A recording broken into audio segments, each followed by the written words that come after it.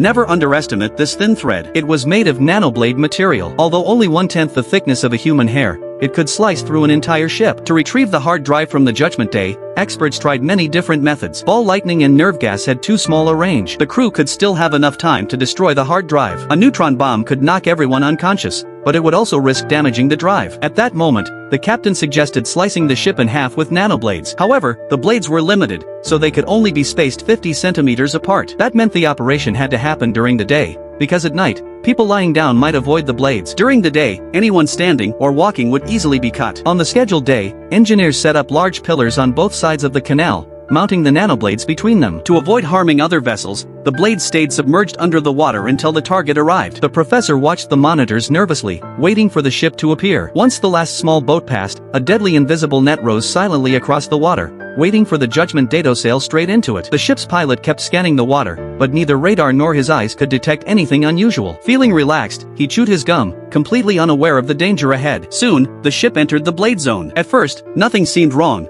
but the bow had already been sliced into 50-centimeter thick sections. As the ship moved forward, sparks began to fly, followed by strange grinding noises. Only then did the crew sense something was wrong, but they still could not see the blades. Even when life rings were sliced apart, they had no idea what was happening. It was only when the blades cut through their bodies that they realized. But by then, it was far too late. Through his telescope, the professor watched the scene unfold, cold sweat dripping down his back. Though the ship was already cut into many pieces, its momentum carried it forward. In the lower decks, a guard stood watch over the hard drive containing vital Trisolaran data. When the blade passed through him, he felt no pain at first. It was only when he heard the clatter of the hard drive hitting the floor that he looked down and realized his body was no longer whole. After completely passing through the blade zone, the ship slid forward a little more, before it finally collapsed with a deafening screech of grinding metal. The entire vessel crumbled like a house of cards, falling into a heap of twisted scrap. Everyone on board perished, but because the nanoblade cuts were so thin and clean, the hard drive could be repaired, and the precious information inside was successfully recovered.